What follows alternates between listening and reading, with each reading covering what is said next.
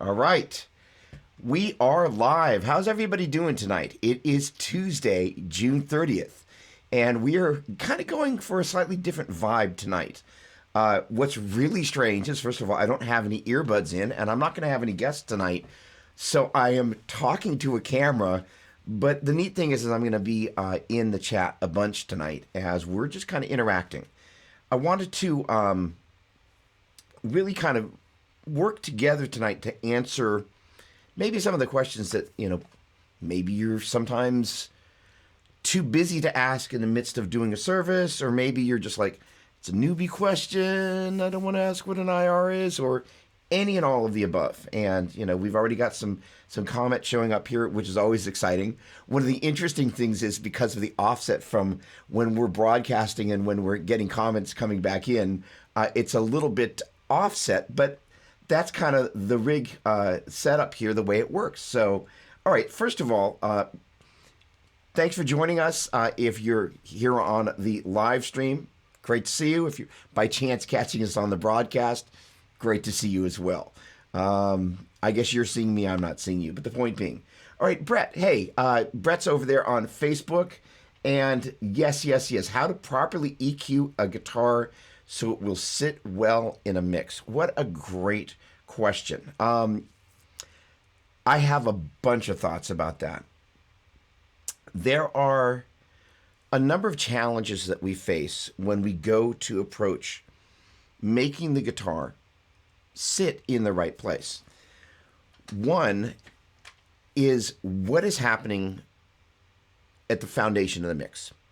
And the interesting thing is I presume we're talking about a live worship setting. But the thing is that in many ways, I approach a live worship setting in much the same way that I would approach a recording session. And one of the things that I'm always trying to do is I'm trying to decipher what's happening with the drums. That is to say, I want to hear the definition of the kick drum. I want to hear the attack of the snare drum, and I'm wanting to hear any potential offset between the kick and the snare. And in turn, that's going to be rhythmically where I'm thinking about locking. Now, the other thing that I want to be thinking about is then kind of like, okay, is there keys? Is there another guitar player? Is there an acoustic guitar player? And then kind of my favorite thing about sitting in the mix is utilizing the stereo field. And that is enabling me to do a couple of key things. And I realize, sitting in the mix and having a great sounding mix are interrelated, but there are nuances to that. So the sitting part of it, by getting away from the center channel where the lead vocal is, one of the things that's going to have a tendency to happen is the sound person is probably going to have my fader up a little louder. The advantage of having something off on the left and on the right is that it's not center channel right where the lead vocal is. And most of the time, I'm not playing with another guitar player. So with that said, the foundation of locking with the drums, locking with the bass means rhythmically, I'm contributing. This is all relative because if you're not in the pocket, again, the sound tech goes, the guitar player, I'm pulling them out of the mix. So my locking rhythmically, super important. Then in turn, by creating a stereo spread, I'm going to get a little more volume out of the sound tech because they're like, you know what? They're filling some of this area. The thing about keys is they have a tendency to have this very washy type of a vibe much of the time. So then I have a place that's off to the side, out of the way of the vocalist, to start then focusing on the transient attack of what I'm doing with the guitar. And this is now where the tone really becomes important. I want to be able to make sure, and one of my favorite things is I usually have a small collection of guitar picks nearby. Generally on Sunday morning, I will be using one of the yellow Tortex picks that is outside of my grasp in this moment, but it's basically the yellow version of this guy.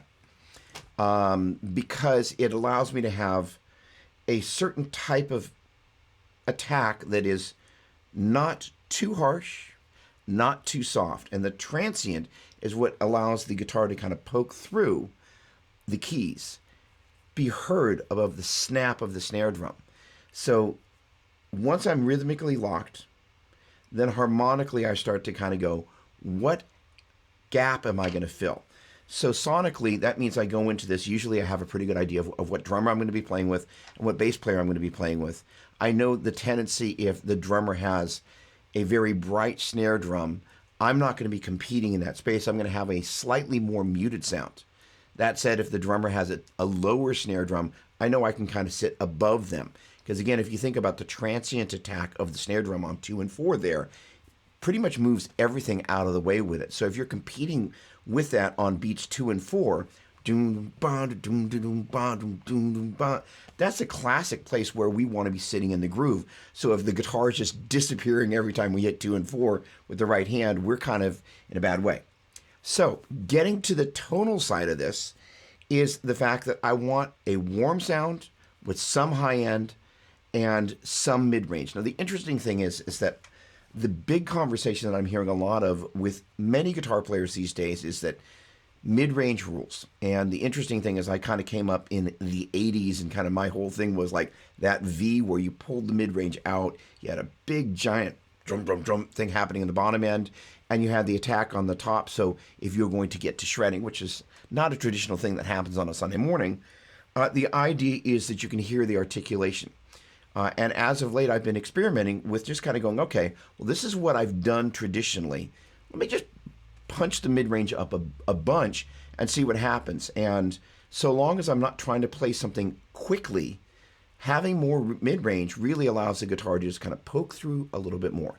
And it gives us that little bit of ability to just kind of go, here it is. And this is one of the things is that, Brett, I think one of the things, and I'm reading your question here, a ratio of wet and dry, and we're definitely about to head there. This is great. Thank you very much. Hey, what's going on, Fuller? So the deal, and things on the background, we're having fun here. The deal with the mid-range is that it makes it so the guitar can sit just above the keys. And the keys, even though they kind of have a washy thing, there is still a little bit of attack. So the mid-range allows you to have just that little bit of a poking through that warms things up. The thing that I've discovered, though, is when you start playing fast, you start getting all the accentuation of the pick noise traveling through the amplifier. And again, it's not a Sunday morning thing, but I find that when I want to play faster passages, I want to pull the mid-range back a little bit. All right, now we get to my favorite thing about tone. My favorite hack in the world is basically to use, I'm a Helix guy in worship, and I use a pair of amplifiers, not hard left and hard right, but in about 20%.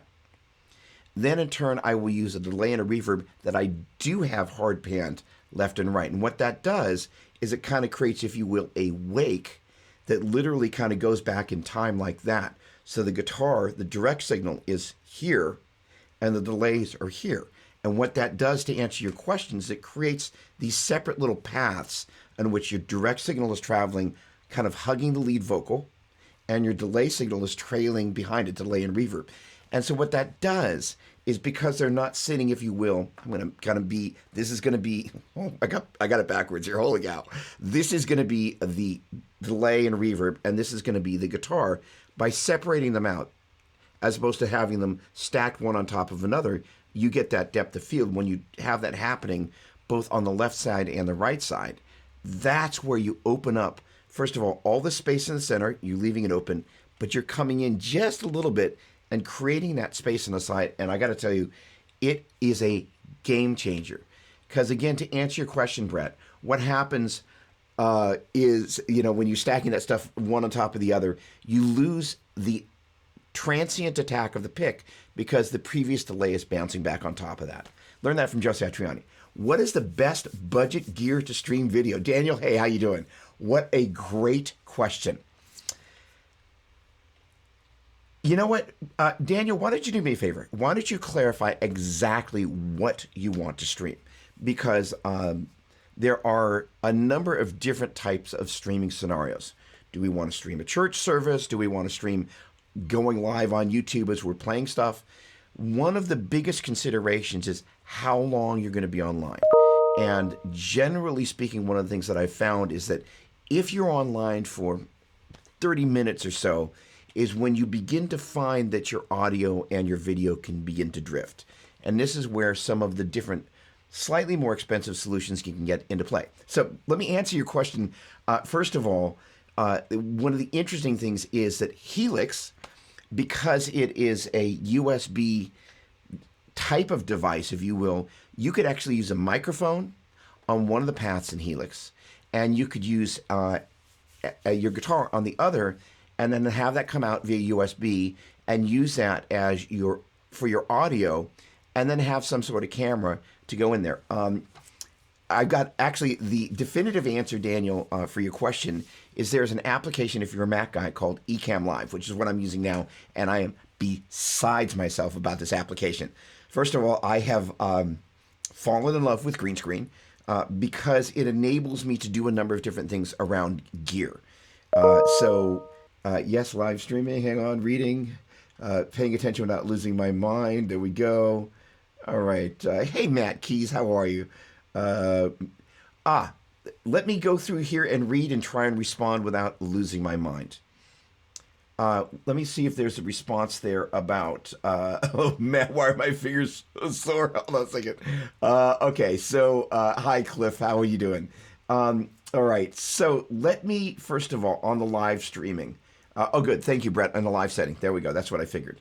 All right, so the deal is, Daniel, in terms of the streaming thing, Ecamm Live offers a number of amazing solutions. First of all, it allows you to use you can use your USB camera into it, and basically just about every camera these days has got some sort of USB output. So you can integrate all these different things, and as an application, you can bring in various elements like overlays and stuff. I'm just besides myself about this application. And let's see, let's see if we can have a little bit of fun here.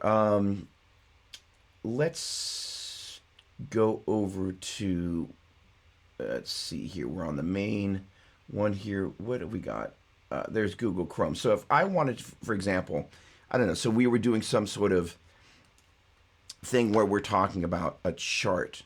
Actually, no, why don't we do this? Hang on a second. Let me launch my diatonic theory and harmony PDF.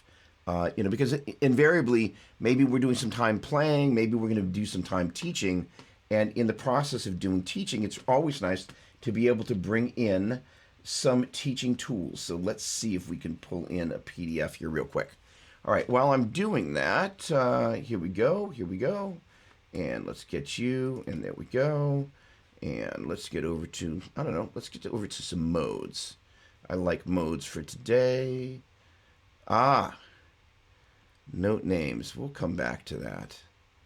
All right, getting over here to the modes. So the ability to integrate other types of media into this process is one of the things that this application, Ecamm Live, makes really, really straightforward. And they are pretty darn missional about doing a great job with the things they're doing. All right, let me move over to this scene here.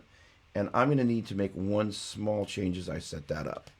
All right, instead of going to Google Chrome, I'm going to go over to Acrobat Pro. All right, there we go.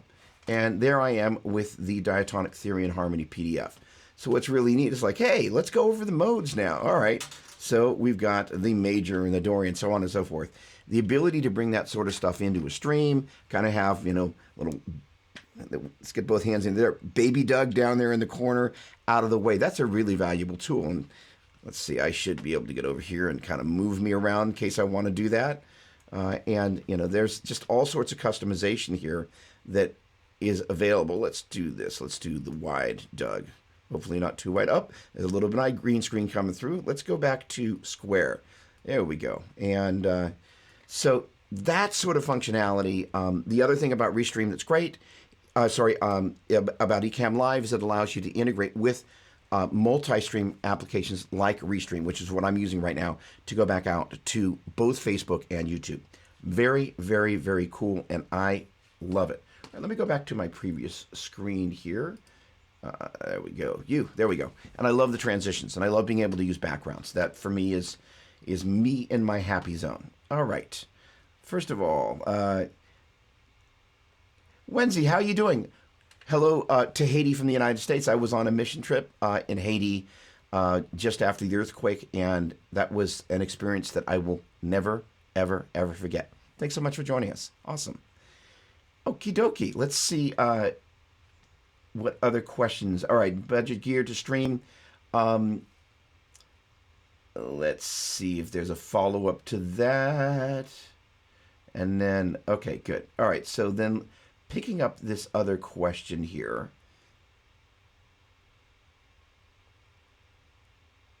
What frequency of the mid-range do I like to cut or boost? The interesting thing is that traditionally on the, I'm a big modeling fanatic. I love kind of hanging out in the box and trying stuff. There's a guy named Miko who has not only a bunch of IRs, but various cool amp sims, and I've been messing with that. So literally it's just taking the mid-range, generally somewhere around 1K is someplace that I kind of, if I were to guesstimate where that is, and just give it a little bit of something. The other thing is, I generally don't like the sound of too much presence. Generally speaking, I always have the presence off, but I will bring in a little bit of presence if I want a little bit more of that push forward. But I find that to my taste, especially because I have a tendency to hit a little bit hard with the pick, the transient of that pick attack starts to get pokey. If there's a word that is not good in guitar speak for me, it's pokey. Yes, okay. What I traditionally, would you use, this is from Cliff, would you typically use compression on acoustic instruments like cajon and guitar? If so, what ratio to start? That is a great question. First of all, cajon is the greatest, most underused instrument for worship. I am a fanatic about acoustic worship, and the reason being is it's really, really intimate, right? So you can kind of bring the lights down, bring the production down a little bit. Everybody kind of comes up to the lip of the platform, and you can, once kind of we can socially undistance, there's an intimacy about maybe not actually having to have ears, right? So maybe you actually use fallback monitors, and what happens is that when you're able to do that, and you're listening to the blend of the musicians around you, there's something wonderfully tactile about the cajon. So if I were going to bring that out into the PA, I would start, generally with guitar, I pretty much always go 4-to-1. That's just kind of where I go. With something where I want to hear a little bit more of the life of the instrument, I'll start off at 2-to-1.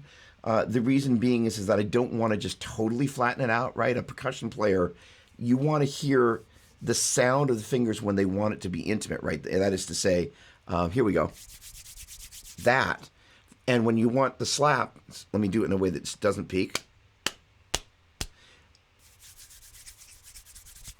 I want to have the ability to have that without having the things that are supposed to be quiet be a little bit too loud. But again, compressing stuff just kind of allows it. Again, you make the quieter things a little bit louder, and you make the loudest things a little bit quieter. That's a great question. I always compress acoustic guitar at least 4-to-1, sometimes more like 6-to-1, because, and again, this is a slightly selfish thing, I want the guitar to sit in a place where once it's audible in the mix, it stays audible in the mix. And that's one of the neat things. It's a great question. Is that compression enables you to just basically go, okay, I'm taking my valleys and I'm lifting them up, and I'm taking my peaks and I'm pulling them down. And in so doing, the guitar just sits really well. And interestingly enough, I made that analogy about the keyboards and stuff kind of being a pad-like experience.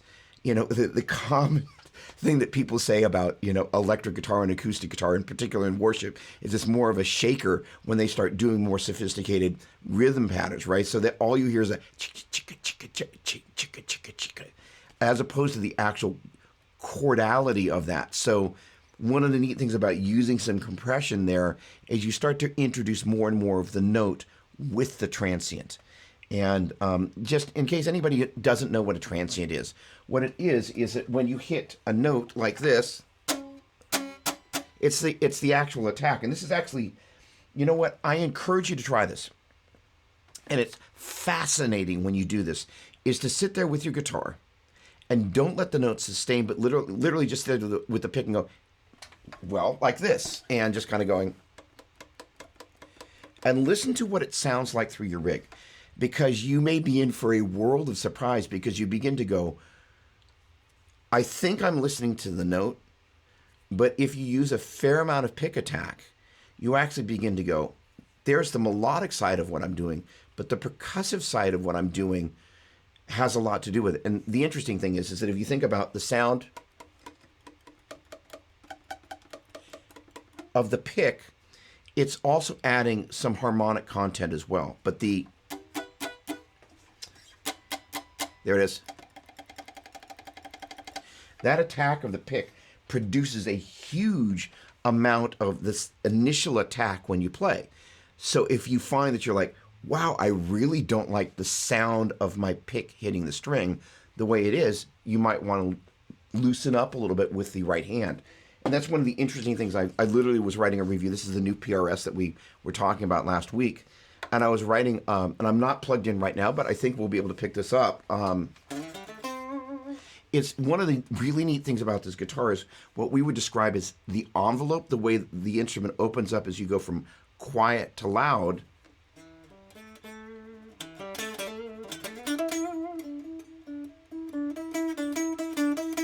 It's not that it just gets louder. It actually has this really lovely kind of a bloom to it where it gets wider as you do that. One of the biggest mistakes guitar players make, and I probably should have said this at the beginning, is that with their right hand, they have a tendency to play very frequently at one volume, at one location across the spectrum of, kind of between the pickups. And that literally, this is an interesting thing between having style. So, if you look at people like Joe Satriani, John Petrucci, Steve Vai, they have a tendency to develop a technique and a sound that becomes a signature thing. And then you look at session players, one of the things that they do is they're constantly moving around, pulling out different sounds from the instrument. And, it's one of the reasons why I've got 5 billion picks floating around, as I'm always trying to elicit a different sound out of the instrument. Again, getting back to what I think one of the blind spots for guitar players is that we're hitting the string the same way over and over and kind of wondering, like, we don't seem to get much of a varied result. And where you hit the string and how hard you hit it, there are 1,000 other tones that a lot of guitar players never access because they just hit the string the same way over and over. It is a very interesting phenomenon. All right, let me see if I can grab some new comments here because Facebook's not updating them. All right, let's see here. You're playing it now. Oh, there we go. Hey, Matt. So the question is, and I'm going to scroll back up here in just a second, Matt. Can you share any thoughts on the new PRS SE hollow body piezo? Yeah, I can't read. How about that? It is an awesome guitar. So the thing about this, boy, I can share a lot of thoughts because I literally just wrote a review on this today. All right, first of all, holy cow, look at this guitar. Okay, so as I wax poetical, lyrical, there is a moment when you open up the guitar case for the first time, right? And it's either a wow moment or it's like, okay. And, when I opened up the guitar case and I saw this finish, I was like, oh, it's gorgeous. So the next moment comes when you pull it out of the case and go, okay, what's going to happen next? And the interesting thing about this guitar, first of all, if you take a look at the binding, it's actually maple, which is like, whoo, absolutely awesome. And the F-holes are gorgeous. I mean, like, just purely on the aesthetics alone, this is just a gorgeous instrument.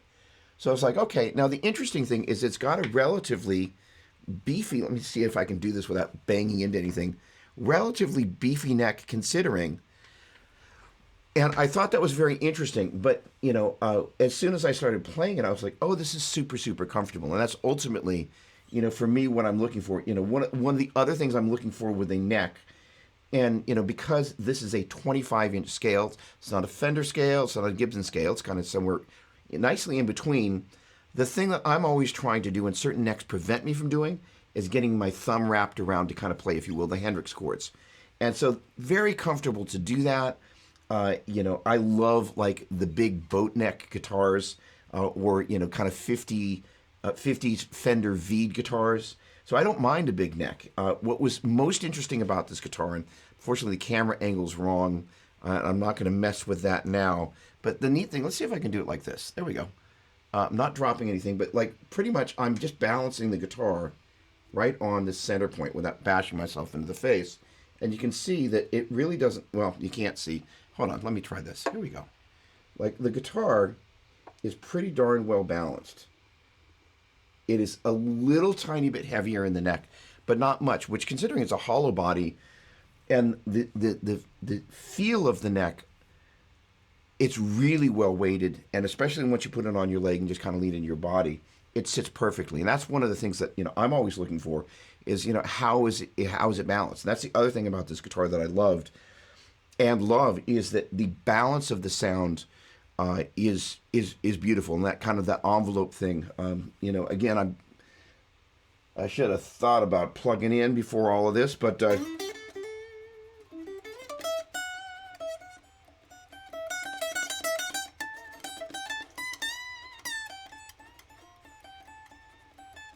so when I'm playing quieter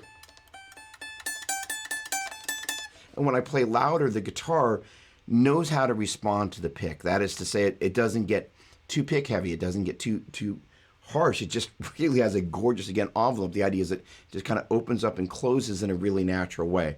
I think just about every guitar player has had that experience where you play a guitar and you start digging in. It starts getting, again, that word I used before, pokey. Pokey, bad. That feeling where you're like, ooh, some frequency that was in there all of a sudden just got louder in not a good way. The other thing is the piezo sounds amazing.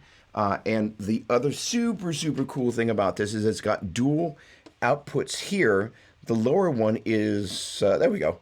That one is a blend of the master volume for the electric and tone.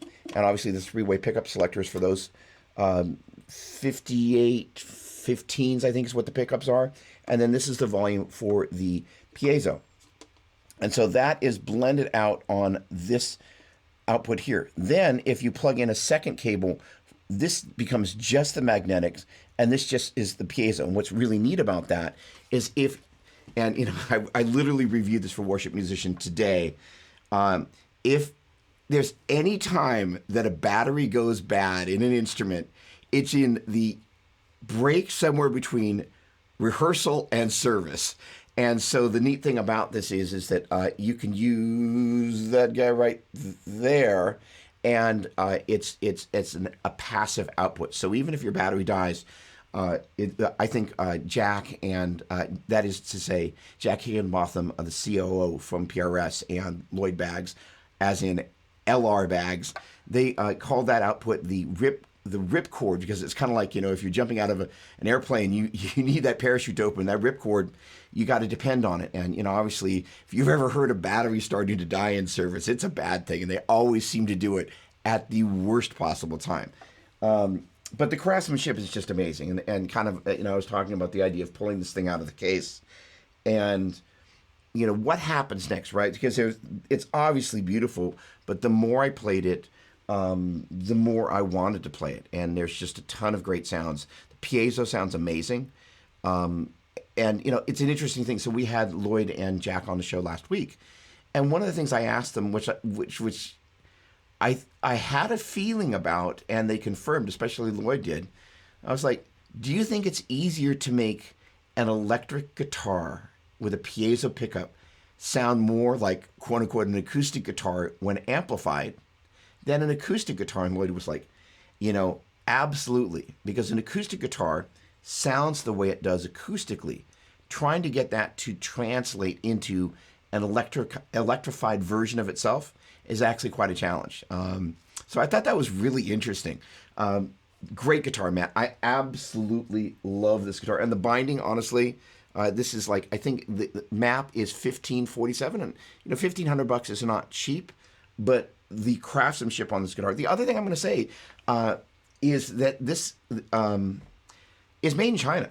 And the thing about made in China is, like, traditionally I'm like, okay, I'll check it out. And this guitar has single-handedly changed my mind about the capability of quality with Chinese guitars. I mean, this should be the poster child of what Chinese craftsmanship can and should look like. I'm a big fan of what the Malaysian factories do. They put out a lot of great guitars, but this is a fabulous instrument. And I was on the Sweetwater website today, and basically the kind of non-SE version of this guitar is 3 times as much money. It's basically got the exact same sort of stuff. And so you could buy, like, I don't know, 3 of these, you know. It comes in 2 different colors. This, I think they call this violin, antique brown, and then there's a peacock blue. Lovely. All right, let's see what else we have got coming in here. All right. Yes, absolutely a great option. Yes, it does have a beautiful kind of a violin-like quality. And again, you look at this thing, you're like, holy cow. What's going on, Sounds of Worship? How you doing? Sanford, North Carolina. I've lost my mind. Holy cow. There we go. All right, awesome. Okay. All right, Brett, back to your comment here. Right, depending on the amp model, cut and boost at 500 hertz, 800 hertz, 1 kilohertz, or 1.2. Those tend to be the mid sweet spot. I also like to use a high cut filter on everything. Oh boy, we're going very technical, an 8K above, sometimes down to 6.3. So, Brett, the other thing that, you know, traditionally people do, and my guess is it's already in there implicitly, is that everything below 100 hertz, you know, on the guitar, you don't really need it. And I think this is another mistake that guitar players make, is they think they need all this low end, or they want all this low end, and what it does is actually gets in the way. And you know, one of the other concepts that is at work is this concept of masking, right? So the thing is that yes, a front of house sound tech should be able to go, hey, you know what? Let's get rid of this. Let's pull this frequency here. Let's back up a step. So not every worship sound tech does this on a Sunday morning. And sometimes they've already done it in ways that you're not aware because they've got headphones on as they do it. But the idea of doing a frequency sweep, and so let's imagine I'm playing with a drummer, and you're going, okay, how do we make Doug's mix, maybe on some Sunday morning, the guitar that I've got and the way I've got it set up isn't sounding great with the drums. So you have the drummer play, and then you basically sweep across a frequency spectrum, and you find places that are offensive, that are going, and pull those down. And similarly, if there's a spot that's kind of, it makes it so the guitar just kind of all of a sudden appears in the mix.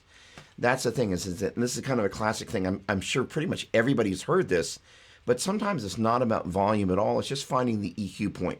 And Brett, you know, I think implicit with your question is like, hey, you know what? The concept of EQing your sound for the room you're playing in, the songs you're playing, the worship leader you're playing with, and how that's going to work is a consciousness that I think, globally speaking, doesn't get talked about enough. So let me just take a moment and back up a step.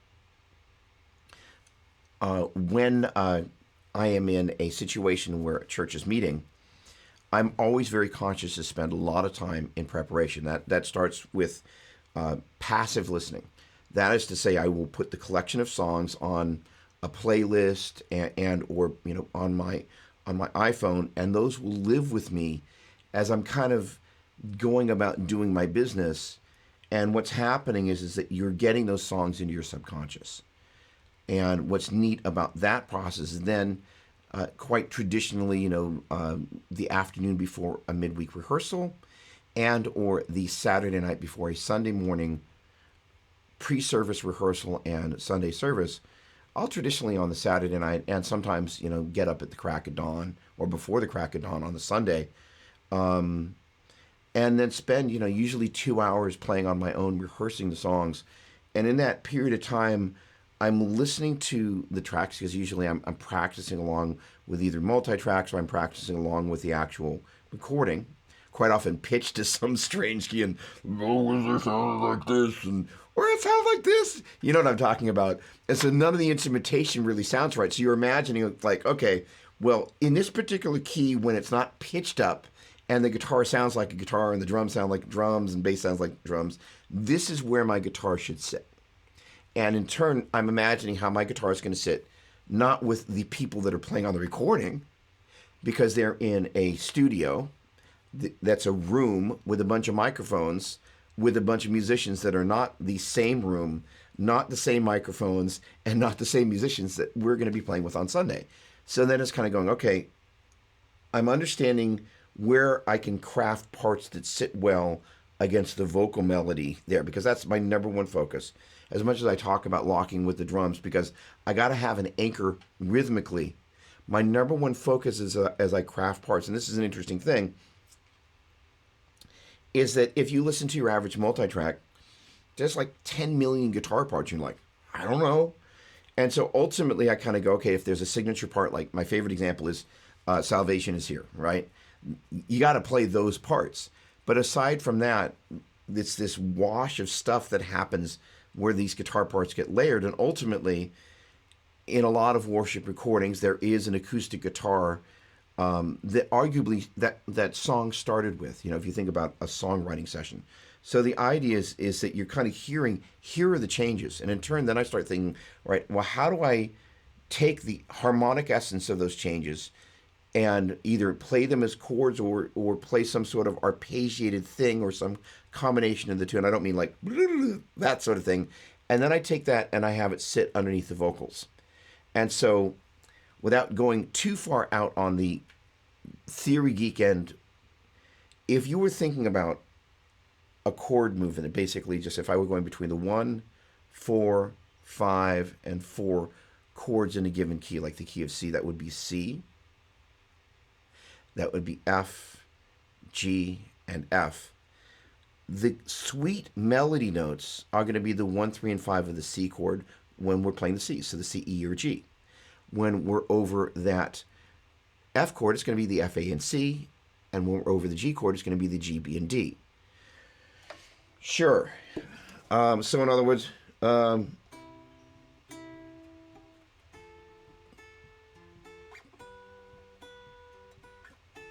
then in turn,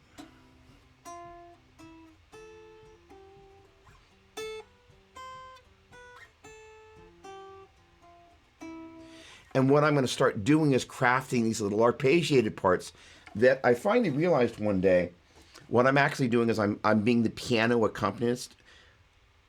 In case you haven't worked with a group of vocalists, in olden days there were these things, they were called pianos, and all the vocalists would gather around the piano and they would work out their parts and they would work out their blend and they would learn to listen to one another.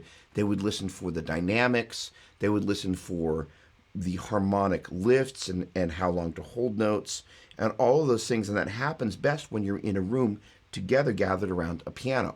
So the approach that I finally realized that I'm taking with the guitar is I'm basically creating a guitar accompaniment that, kind of like what I was talking about, is like I've got my bass note there, which is really the left hand, and then I'm doing this little movement with the right hand. I'm classically being a guitar/piano accompanist for vocalists. And my favorite moments in worship as a musician, and solely as a musician, is when the worship leader kind of looks over, is like, it's that look where they're like, you're actually playing this thing underneath me. And it's one of my favorite things to do because it allows the worship leader to go.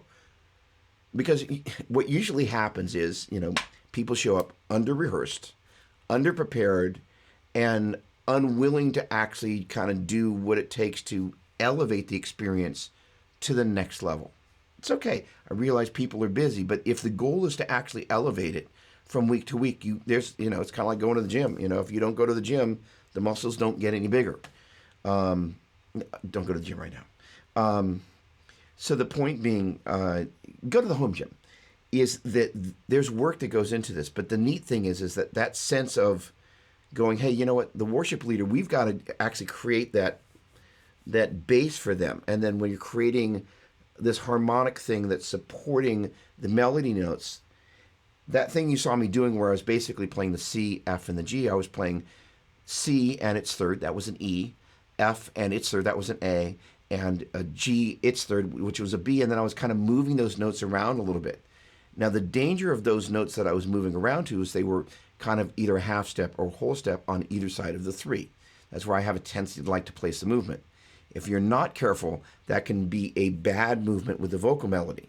So in other words, you could have some great movement, sounds amazing until you add the vocal melody over. It's like, ooh, and that's, That's the difference between the vocalist, worship leader turning around and going, versus them turning around and going, wow. Because when you craft it well, they know that you're listening to what they're doing, and then you're creating this little pillow for them. It's an amazing thing. What does that have to do with gear? If the tone is wrong, then you're not going to be able to sit in that right spot, and the sound tech is going to pull you out, and all of a sudden you created this bed that the worship leader is in some ways depending upon. But if the sound tech pulls that out, now some of the nuances of the way they sit in the time, based on kind of how I'm going to feel the time, based on what I'm doing with the drums, and kind of how I'm sitting with the drums and the bass, all of a sudden that leg's going to come out from underneath that table. And that can be a problem. Okie dokie. Let's see what else we got here. New comment. And I'm going to poke on over here to YouTube. Okay. There we go. And first of all, thanks for everybody that's watching. This is great to be able to hang out like this. Absolutely a thrill. Okay. All right. Here we go. Okay, Brett. It's challenging. At my church, we have 2 teams that have different instruments for each. I have patches for each as they need different tones to fill the space. Well, this is the interesting thing. There are nuances to kind of, if you will, 2 teams. The benefit of that is at least you know what you're aiming for, right? One of the things is when kind of you got a moving cast of characters, and you don't necessarily know what the blend's really going to be like. It makes it actually in some ways much harder, because you don't necessarily know from song to song how that group of musicians is going to flow. It's kind of like, if you will, if you can imagine, it's kind of like traffic, right? You're out there on the road, the closer you get to like the metropolis, the more you're kind of like, I didn't see that coming. But, I live kind of in the burbs, so I kind of know the flow of traffic in the burbs. So because I know the flow of traffic kind of in the morning and kind of in the evening, I kind of have a sense about that I understand what's going to happen. I can anticipate it. So it means that because I can anticipate it, I can be prepared. So in some senses, the dual teams at least allow you to know what to do. That said, the disparity between the two can sometimes make it feel like, man, I'm just trying to get my vibe on. It's like I'm over here, then I'm over there, and there are obviously some cons to that.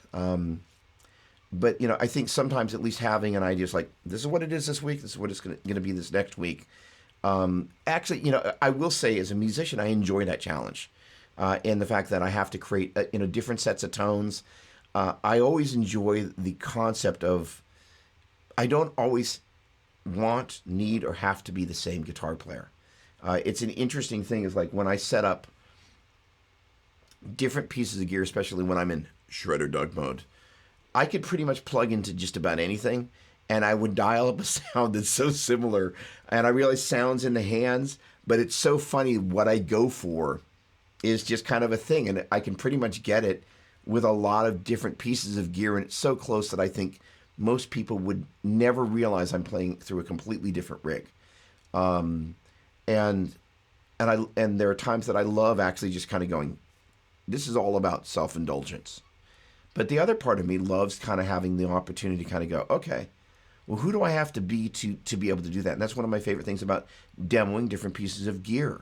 You have the opportunity to, first of all, be somebody that you wouldn't normally be on the instrument. And sometimes what you do is you discover a part of yourself that has not yet been expressed musically. And so what's neat about that is that it gives you the ability to grow into that situation. And let's face it, usually when there's 2 teams, one's going to sound a little bit more harmonious than the other. One's going to probably play a little bit more in time than the other. And I'm not necessarily talking about A teams and B teams. I'm just talking about having 2 different teams. So we want to be conscious of the fact that, sometimes it's, it is going to be not as good with a certain group of musicians. But at the same time, what's neat about that is that sort of opportunity on those mornings when you're really prepared, you have the opportunity to really carry worship in a powerful way. Because if you've, again, studied where the vocal melody is and study those chord movements, and you're not a distraction, because when I do that stuff, I never want to get that look from the worship leader like, why are you there? I want that look of like, you got my back. And what that does, it makes them, I think everybody, and even experienced worship leaders, Sunday morning comes around, and I think everybody kind of goes, I really want to bring my best. And we've all had enough funky Sunday mornings where the best wasn't what happened, that we kind of go into it not overly confident, which is a good thing. I think we want to honor that sense of like, you know what, I really want it to be special today, not because I want to bring my thing, but it's because I want it to be special. So God is honored in the act of knowing that preparation, that moment coming into worship. And this gets back to the point I was making before, is one, if there's kind of one team that's a little bit better than the other, the great thing about coming in really prepared in that environment is like, in the rehearsal, you're like, no, it actually happens. I think that happens twice. And it allows you to develop your diplomacy muscles. It allows you to be the rock for people and musicians that maybe they're just plain not as skilled. Whether that's a matter of not having time to develop their skill, their sound, or maybe they just aren't super talented at music, but they love to worship. And so those opportunities where you can come in a non like, they got the arrangement wrong again. Holy cow, I want to slit my wrist. Did I say that? I'm sorry. The frustration of having a bad experience because people didn't actually map the arrangement. Ultimately, that comes down to a larger problem that honestly we face as quote unquote the church, is that people are really busy. And we're not great at equipping musicians to actually go, this is how you listen from passive listening to active listening. And so I'm going to revisit that now. And that when I get back to that, all right, I'm getting ready to go into rehearsal on midweek. I'm going back on Saturday night and or Sunday morning. I am then actively listening to that. I'm charting it out. I'm making notes about things. And the neat thing about a mistake, and I love making mistakes on Wednesday afternoon, Saturday night, and Sunday morning, is that mistakes are almost always a hint of like, you're going to do this again unless you take care of this. So I always like to make a little note. It's like, all right, in this cycle of this song, I want to play a single chorus instead of a double chorus. I want to do a double chorus in the first time around instead of a single chorus. And that's one of the neat things about the passive listening, is you just kind of get used to the ebb and flow of the material. And such that when you actually go to play it, you're like, there's a familiarity about it, not because you were listening to it intently. And by the way, I think it's a lot easier to kind of have some passive listening where it just kind of, the music kind of gets in your grooves, if you will. And that way, when you start using the active listening to go, okay, pull this apart, it's already inside you. You're already kind of familiar with it. You're like, oh, it goes here. And then, and this is where it's really valuable with kind of, if you will, one team that's not quite as good as the other, is you walk into that situation and you kind of go, all right, they have a tendency to miss the number of cycles. So I've made some notes at the top of my charts, if I'm going to bring in charts, where I'm just kind of go, okay, because I know and can anticipate where those folks have a tendency to kind of get off the rails a little bit. And the neat thing about that is it allows you to take the musicianship in that moment and bring it up. And the amazing thing when that happens is the team starts to play better. I mean, it's an interesting thing when you kind of go, hey, I think we wanted to do that 2 times. There's a couple of ways you can approach that. One is just like, as opposed to like, you know what? I think we want it. That's a double chorus unless we decided to do that as a single. What do you think? And everybody's like, oh, I wasn't sure whether it was a double or single. It's like, well, do we want to do it as a single or a double? Let's make a decision about that, and just decide. And worship leader, what do you think? And let them ultimately kind of go, well, I was getting ready to sing the double chorus, but the band changed without me. Much of the time, the worship leader knows where they're going. All right, let's see what other juicy comments we've got here. Oh, there we go. Just one second. Let me make sure that I haven't missed anything. There we go. Only get electric guitars, so I don't have the sonic competition, which is great. I totally feel you. All right, let's take a look over here on YouTube. Hello, Andrew Bonnick. I'm glad you like the background. I am having so much fun with the green screen, I can't even tell you. Probably doesn't show, though. I am besides myself. Henry Velasquez, hello. What is the importance of worshiping spirit and truth while playing any instrument and singing? And what is your opinion on having a simple guitar rig for worship? For example, a Boss CS3 compressor and or any OD, Boss CS1, chorus, DD7, dotted 8, so on and so forth. Okay.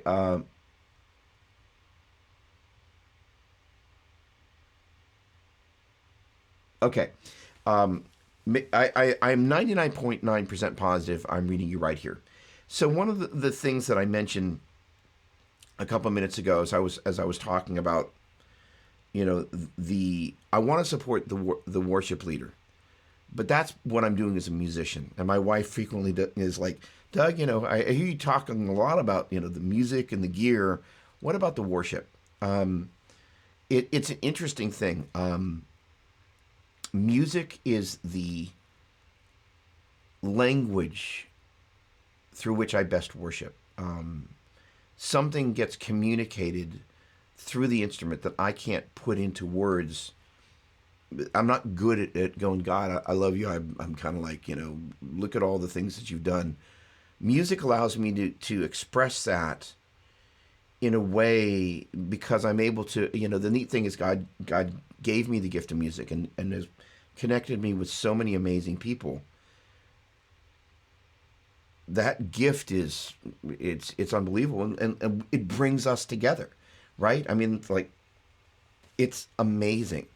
I mean, even in the midst of all this social distancing and all the stuff that's going on in the world, music brings people together. There are very few things that have the ability to do that, and it's because music is a gift from God. It brings out the good in people.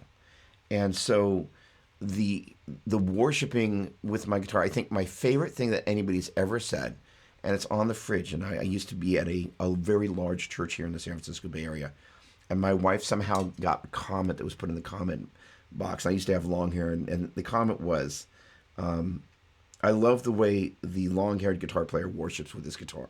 It's like, that was it. Touchdown, home run, grand slam, a hole-in-one. That is ultimately what I want people to see, because I want to bring my first fruits. I want to, the parable of the talents. I really want to make sure that the investment God made in me, He sees the dividends, that I show up prepared and I show up ready. But more importantly, that more than it being about I'm playing, something musically, I'm worshiping with the instrument, and part of that expression of worship is bringing God my best, and serving the people around me on the team by bringing my best that I can bring to them. So that worshiping with the instrument, and more importantly, having that posture of worship in worship is hugely important. It's a great question, and it's a hard question. And honestly, the gear part of it, it's interesting. You hit me with the 1-2s, like, tell me about the heart side of this. Now tell me about the gear side of this. One of my favorite things is about jumping over to the gear side of it for a moment. First of all, Boss, I was thinking about this. I was on Craigslist, because that's what I do when I just need to take a moment to chill out. I should probably be in Bible Gateway, but in any case. And there was a Boss TU12, I think was the model. It was the old white Boss tuner. And back in the day, like the 90s, everybody had one of those. And I thought, holy cow, what a sphere of influence this company has had. And I can kind of look over there in pedal land there, and there are a ton of Boss pedals over there. I'm familiar enough with the Boss stuff that kind of we could do kind of colors and I could say, oh, show me the color of that pedal. Oh, that's the octave pedal. Oh, that's the chorus pedal. That's the blues driver, so on and so forth. I think Boss has done an amazing job of delivering amazing gear that's incredibly affordable, that musicians all over the world of all sorts of different calibers depend on. And I think it's uncanny. I think the DD7 in particular got a really bad rap because I think some of the... And this kind of bothers me, so I'll have a micro rant. The gear snobbery thing is just it does bother me a little bit, because here's the thing, and I'll tell a little gear story. There's a YouTuber that I kind of check out their Saturday stream, and one of the comments that somebody made was, quote unquote, "You guys only review the expensive stuff," and I was like, ooh. And, I think part of what happens because, part of what I do is demo gear, which, is pretty darn cool.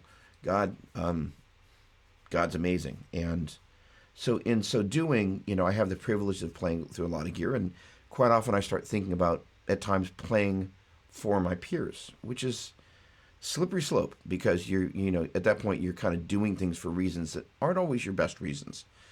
And more importantly, you're thinking about like, oh, what are my peers going to think versus like, what do the people that I really am I supposed to be serving here? And I don't lose the plot, but I will admit that guy's comment really kind of made me kind of go, they were talking to me. And I was really glad about that. It's kind of one of my favorite things about social media. Some people are exceptionally mean-spirited, but, sometimes the people that have the lack of social discretion, we'll call it, they also have a lot of truth. And, and so I want to be humble enough that I can be like, I don't ever want to be like, oh, the DD7 this, and like the DD7 got a really bad rap. It's a great pedal. It's like, oh, the DD5 and the DD3. I'm like, the DD7 rocks.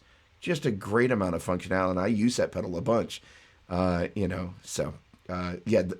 absolutely nothing wrong with that. And ultimately, kind of like what I was saying before, is like I could plug into just about anything so long as it's kind of like all right, I'm going to have a compressor, I'm going to have an overdrive, maybe a second overdrive, and if I need to, I'll stack them, and a delay, and then hopefully a little bit of digital verb. And like, I got everything I need there, and it doesn't have to be expensive. And, the idea is like, hey, you know what? Let's make it work. I love that. Absolutely love it. And I love the fact that you asked about the hard stuff. No. Not too many questions. Great questions. And I love the fact that it was like, hey, where's your heart, dude? And then also it was like, hey, and by the way, let's talk about the gear. I love it. Not too many questions. That's awesome. Thank you very much. Really appreciate it, Henry. Or Henri, or however it's said. All right. Moving over to Facebook here. Let's see what we got.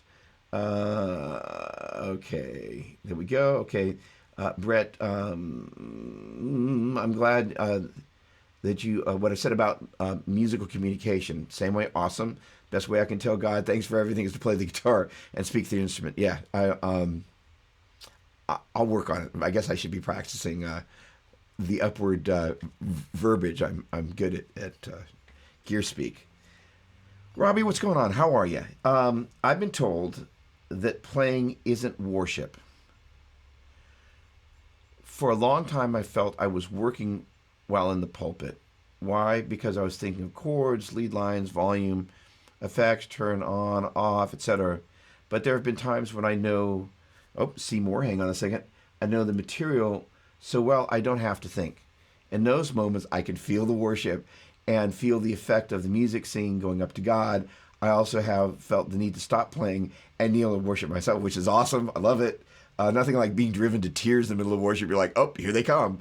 But music has always been my way of worship with the gift he gave me to use for his glory. So, here's the thing. I think we know ourselves really well. We have a sense of when we're hugging the path and when we're getting a little off into our own thing. And this is one of the reasons the the preparation, I think, is so important. Ultimately, when I guess if I were gonna make an analogy of which player on a football field, it's what a great question to ask a worship team. Which player on the football, and you can't ask that because you might not like the answer people give you. But which player do I see myself on as? I see myself as the center. I want to hike that ball back there to the worship leader. I want them to be able to throw the pass. And most of the time, I'm not the one that's out there catching that pass. I'm up there kind of on the line, just kind of like, okay, there the ball goes. And now, I'm going to block for you.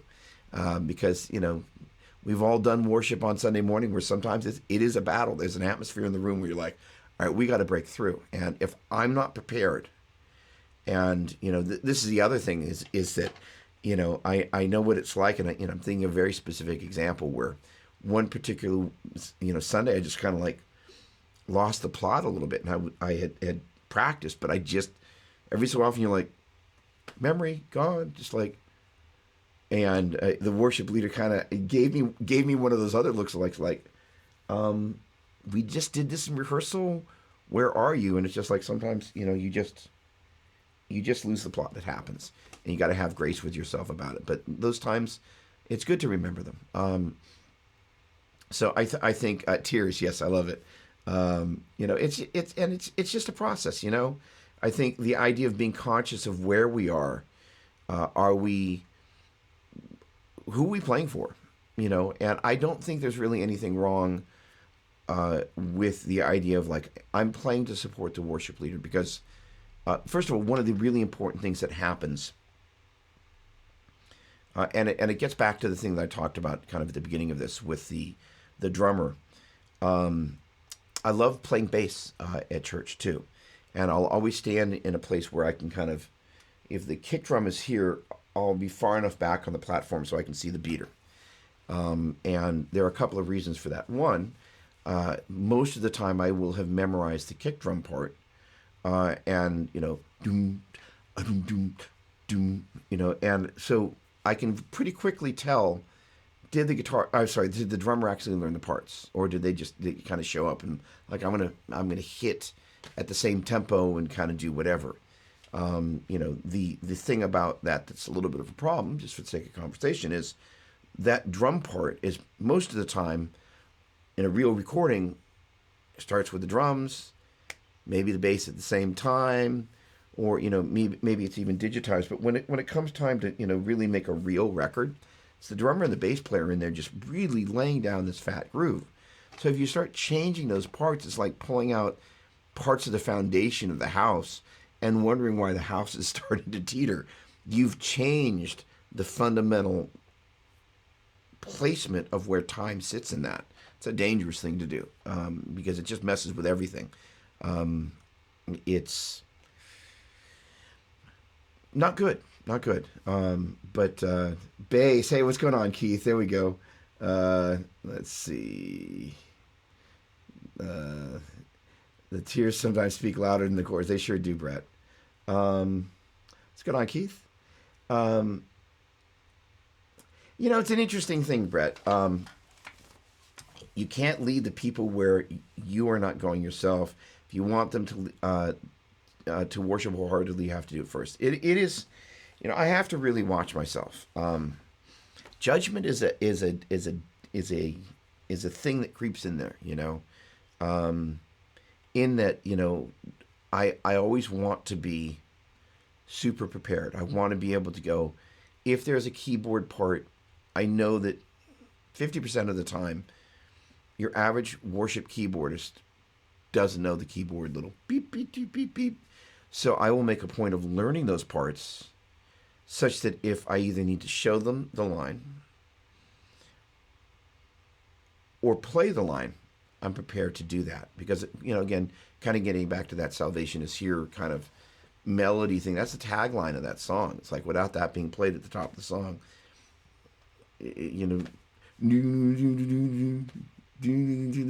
kind of sounds like Under Pressure or something. You're like, what song is this as opposed to playing that melody, which I'm not going to do because we're streaming on YouTube, as tempting as it is. So the point being is that one could kind of go, they didn't prepare again. And the one thing that I've learned in ministry over and over and over and over again is, as much as I think I know what's going on with somebody, I never really know what's going on. And you never can really, until you walk in somebody else's shoes, you don't know where they grew up. You don't know who they grew up with. You don't know what it took for them to get through the door at church. You don't know what it takes for them to get back to that door at church on Sunday. And you don't know what's going on with them at home. You don't know what's going on with them at work. And sometimes, people showing up unprepared, sometimes we can presume it's one thing and it's not. Now, that said, there are people that just plain, just don't have the determination to spend the time. That is not a fellowship problem. That is a leadership problem. Because if that's acceptable, then I need to understand that. I need to know what the bar is. If the bar's here, and I'm trying to go, hey, I'm trying to follow the rules, and somebody else is hanging out here, one, I want to have grace, but I also know that it's not necessarily healthy that, we're trying to get here and somebody lives here. That's a leadership problem to kind of go, hey, tell me why this is going on. And, quite often that there's, when somebody's really underperforming, there's almost always a reason. And usually those reasons aren't good for public consumption. So, I have to really watch myself, because I feel so strongly about being prepared, being ready, that if I'm not careful, I just kind of go, well, they should be doing that too. And then you start having the wrong conversation with yourself, and then it just becomes this. One person gossip. Well, if they really cared, they would do this. And it's just like, oh, hate that guy. Ugh. Yep. So that's an interesting. Oh, there we go. Hang on a second. Robbie. We have a young guy I taught to play the drums. He became really good, so I turned him over to a pro drummer. He ran hard with it. Problem now is he wants to always play at the top of his skills, even in simple parts that don't require that much skill. How do you handle someone like that? I'm trying to monitor myself so I don't give the smart aleck answer. You have an honest question. Sorry, you have coffee. That's a coffee date. And you just kind of ask permission. And just say, look, I'm invested in you. I value you. You matter to me. Do I have your permission to speak my heart? And one of two things is going to happen. They're going to say yes or they're going to say no. And, most of the time, especially the great thing about, the coffee musician hang date is that usually you kind of go in where you're starting to pull your guard down a little bit, and you kind of know this could get appropriately intimate. And what's neat about that is most people desperately crave intimacy in their life, just desperately. And so if they kind of get a couple skinned knees in the process, and they get a little bruised, but not beaten up, but a little bruised and kind of like, then that's what it is. And I think, having that conversation honestly and just kind of going, I love that you want it to be the best, but sometimes the best isn't the most. And I'm big on analogies. And, it's just like, if you had a car, there was a time where chromed wheels were the thing back in the day. Now chrome wheels look pretty dumb. But one sometimes has to grow out of stuff. And this is the other part of it, is that maybe they're just going to plain grow out of it. But it's also, asking questions is always neat. It's just like, hey, this is what's on my heart, what's on my mind. Do you think sometimes more about the music and the performance of, or whatever it is that, it's the kind of the danger side than it is actually about just really just stripping things down and really just playing the simple groove really well as opposed to being hungry. Now, the interesting thing is that, not knowing you or the situation, quite often this young gun might get around you, and what he really wants desperately, or she desperately wants your approval. So what it is, they're so hungry for the approval. Their thought is like, I'm going to demonstrate how good I've gotten. And sometimes that's a great ministry opportunity to go, you know what, just in case this is what's going on. And I love that. I love that. Sometimes the best way to demonstrate your best is by taking all the things you could do and putting them in a box about that big. That way, when you gently pull them out of the box, it's kind of like salt and pepper. Like it's that spice that when it comes out of the box, it's there, you know. And because it's kind of like if everything's got a bunch of salt and a bunch of pepper on it, after a while you don't taste the salt and pepper. You know, you want to have that contrast of like, oh, there it is. You know, it's and sometimes that measured. David Curran, bass player with Lauren Daigle, perfect example. He was in Elevation Worship. I can't sing. I'm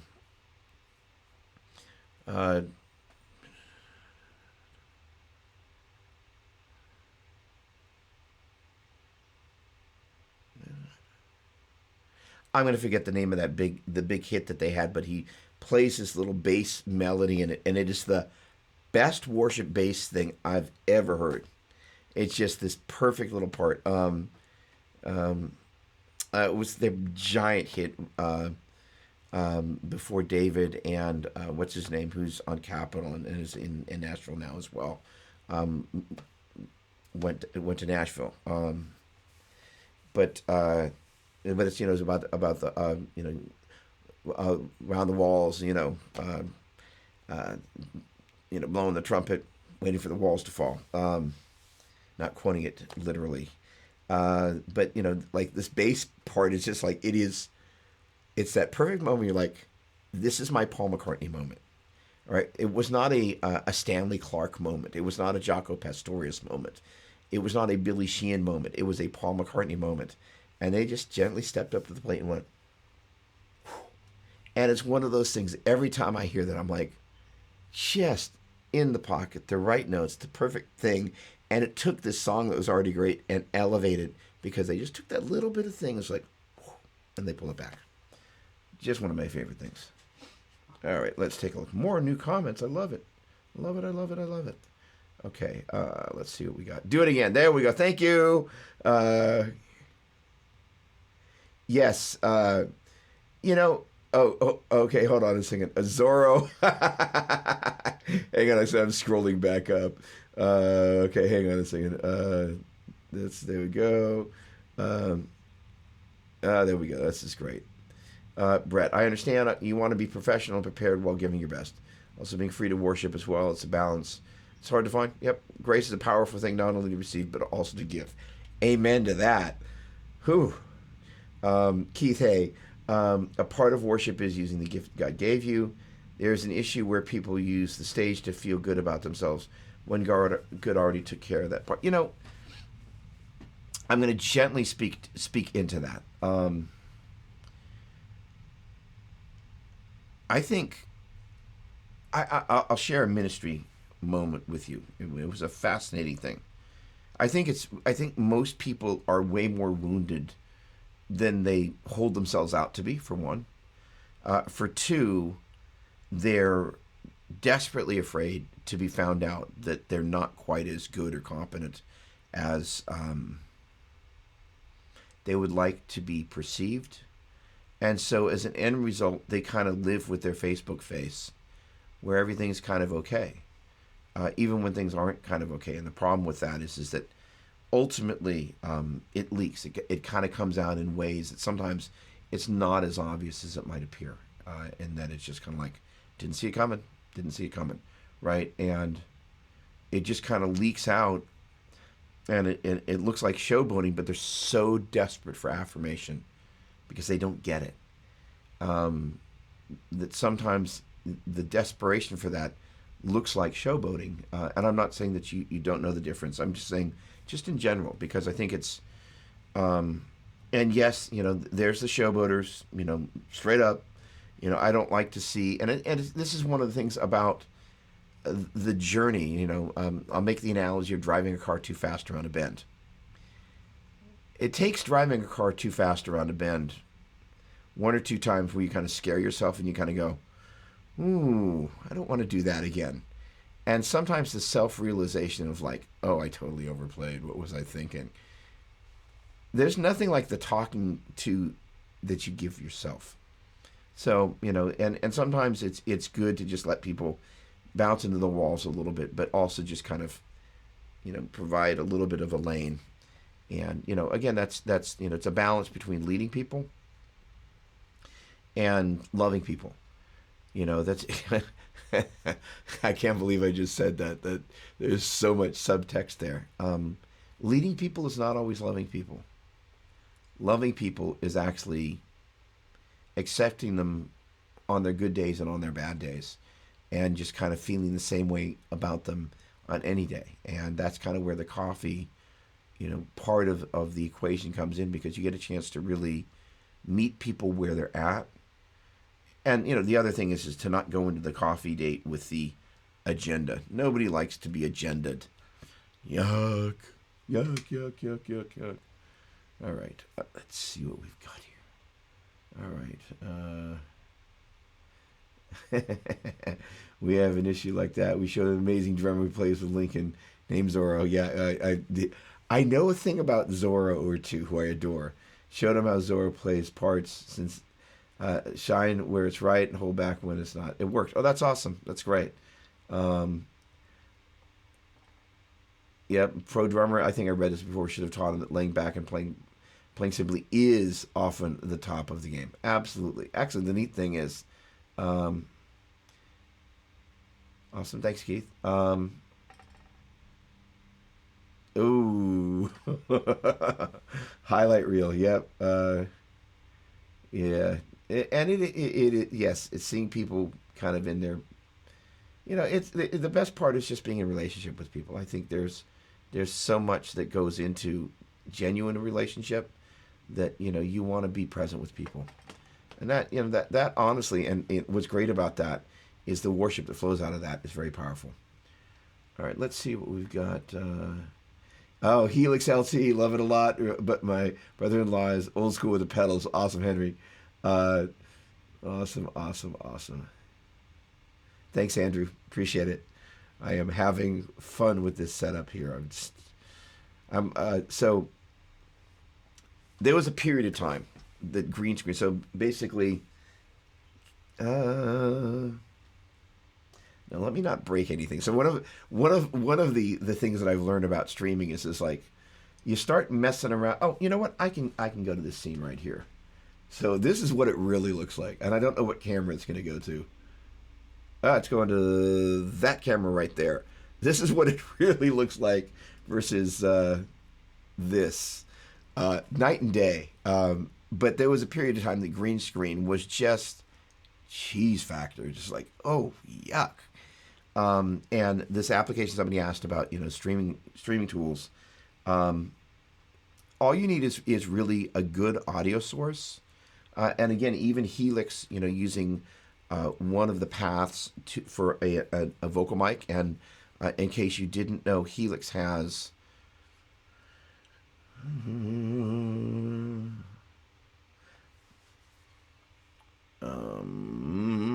seeing which assets I've got up there in Helixville. Oh, let me try this. Let's see if I can get away with this and not breaking anything in the process. Let's go and find, I know what I'm looking for. Let's see how we do here. Oh, is that up over there already? Hang on, give me a moment here. Uh-oh, cancel. Why are you all the way over there? We are looking for overlays. All right, it's not there, but I can grab it here. Give me a moment.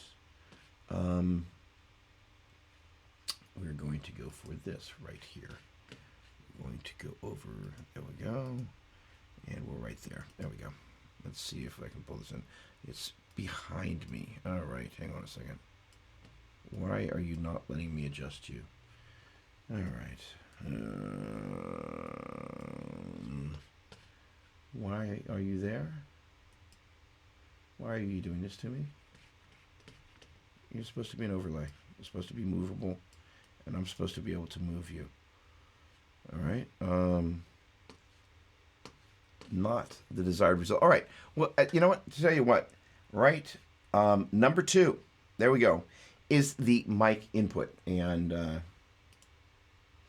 what that means is that you can easily run a microphone into Helix. You can get a great guitar sound, and they're basically on regular Helix. And I don't know about LT, whether there's a second processor, but I think there's a second path. The idea is you create separate signal chains. You know, hang on a second. All right, let's see how much I can embarrass myself by attempting to do too much here. Let's have a little fun. Let's get into some trouble. Let's break some stuff. All right, let's go over to Chrome. Good. Why are we not seeing Chrome as my application? Because I have no idea. Oh, okay, hang on. Oh, hang on. Give me a moment. Right. Let me get over to... There we go. All right, let me go over here and let me do this. And I have... What was I looking for? Holy cow. Epic fail. Yeah, so much for trying to be too fancy. I don't even remember what I was looking for. I was looking for something for Helix there. Oh, well. Let's move back over here, and we're going to go back over to this guy over here. You know, probably a good idea to just write some of this stuff down. Heading over this scene. There we go. I was looking for something. Absolutely, totally forgot. Sleep deprivation. Sleep's a good thing, by the way. All right, so let me take a look at some of these notes here. I was going to look for Helix. Thank you. LT, that's what I was looking for. Andrew Bonica, thank you very much. Has the same processing power, but no mic input. Andrew Bonica, does it have a second 1/4-inch input? That's what I want to know, because then you could use some sort of adapter with the ability to use some sort of a microphone. So the thing is that getting a good audio source for the streaming thing, and I don't know if you're still here, but everybody's interested in streaming anyway. Getting the audio nice and clear is important. We're at a moment now where in the next 3 months, I think everybody's going to go from using a kind of the built-in webcam. Let's see what we got here. There we go. Can we pull this guy in? No, I've got this guy in the foreground. Oh, hang on a second. Am I going to destroy my scene here? No, I'll go over here instead. All right, so you know this is, wait a second, which cameras? There we go. So this is the built-in webcam compared to, let's see if I can toggle between that and this guy right here. There we go. So that's a USB input for a slightly aged but relatively prosumer Panasonic camera. And the difference in picture is pretty obvious. And so the interesting thing about kind of, I mean, look at that. I look like I'm like, sorry, I humor myself. And this one where there's actually some color, it actually looks like I am awake. And I need to bring my camera back. Uh-oh. Yep, I knew I was going to break something. All right, well, let's see if I can... let's bring back Mr. Picture in Picture here. No. All right.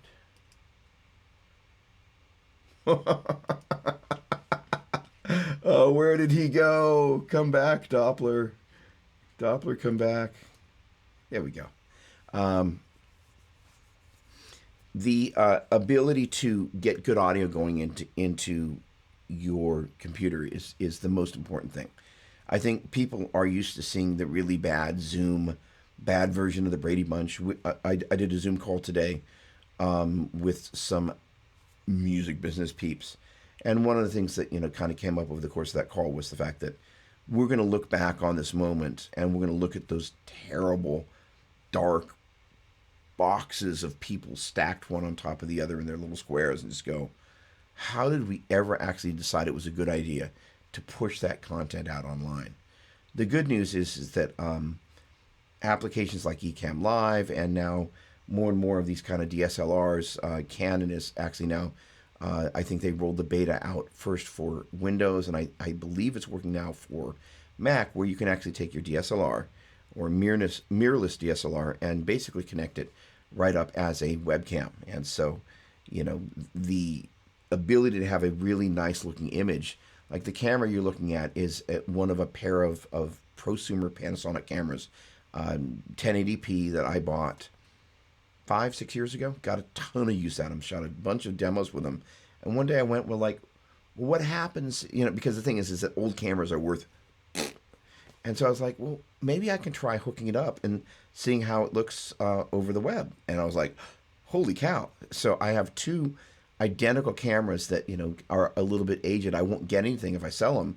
But, there was a period of time I had the wah cam, which is me just having way too much fun doing something I love doing, which is incorporating technology into all of this. But basically I was wailing away and I had a wah down on the floor and I had the other camera in there so that there was kind of a match. And as the more we experiment with, different types of technology, just like, gear, we begin to go, we like a certain level of fidelity.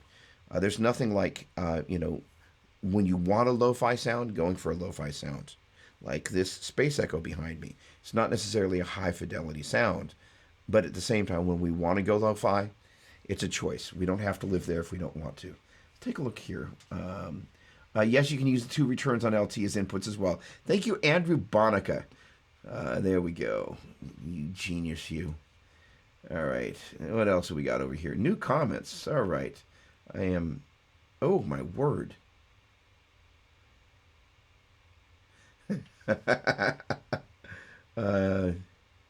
Keith, you take care. Have a great night. All musicians talk to themselves while working. That's good to know. Thank you, Robbie. Music is important in my life. This is Brett. I was in an industrial accident in 2002. Ooh.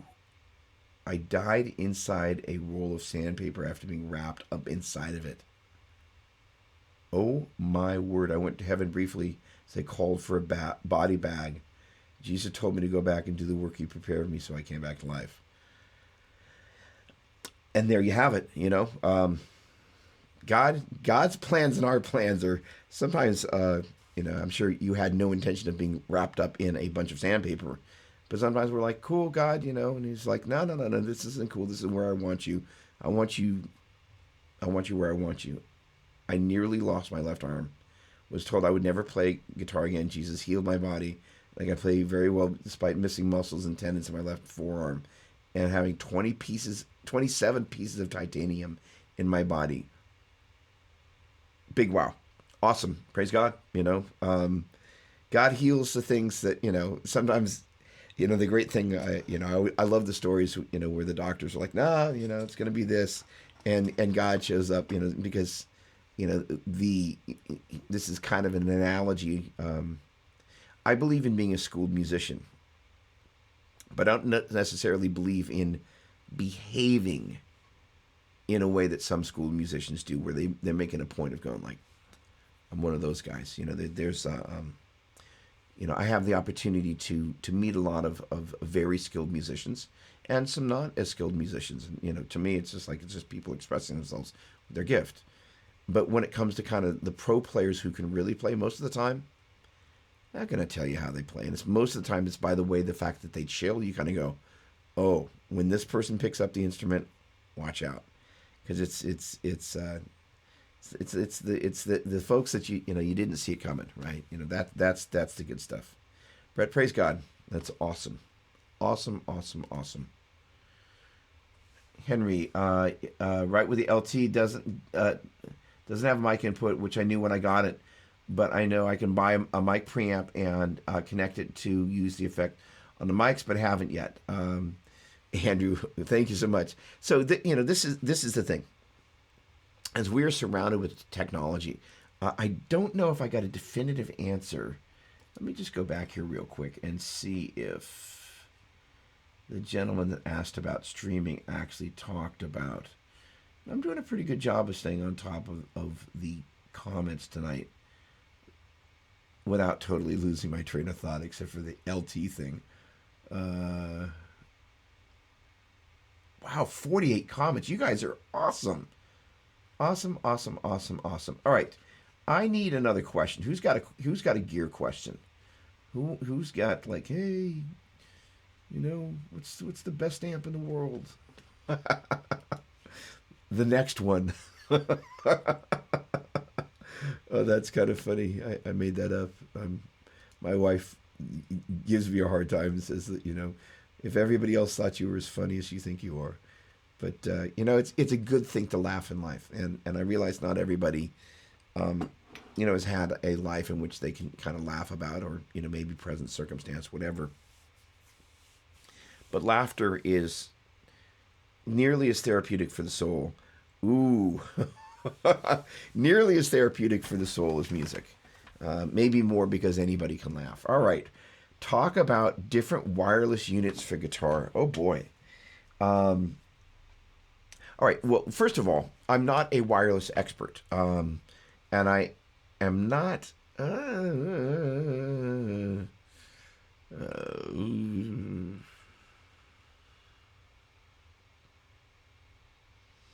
I'm not set up right now to pull Andrew in on Zoom. Okay. And then we got a Brad asking about stereo. All right, but I will give you my take on wireless. It's a funny thing. One of my biggest wireless experiences in worship was on acoustic guitar. Now, it sounds funny. The church I used to belong to, where I was involved in leadership on the worship side, we would do a Sunday night church. So we would do Sunday morning, then we would go and basically rent a kind of a nightclub venue in downtown San Francisco, and we would do worship there. And it was an amazing venue, amazing sound system.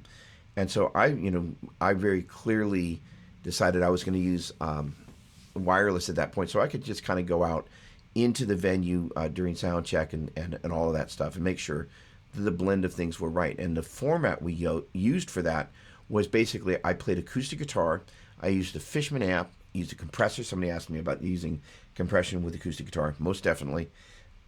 Yeah, and an Eventide H9, which was awesome. Shimmer, to answer your question. And so I really wanted to make sure the guitar wasn't too bright, wasn't too bassy, and I wanted to make sure we had a great mix. So what was neat, it was kind of like an electrified acoustic service. So there was cajon, but it rocked, and it was really, really just a lot of fun. And in that particular environment, in particular, the wireless was an invaluable part of my production process. And this is a funny thing, is traditionally when we think about wireless, we don't think about production, but, you can't be in two places at the same time. And even with wireless, you can't be at two places, but you can be in a different place in the room where your amp is, which I was using to run kind of a an XLR out of the Fishman Loudbox Mini. Very little amp, super loud. But that enabled me to kind of go, oh, okay, I need to fine tune this a little bit. Was it too bright? Was it not?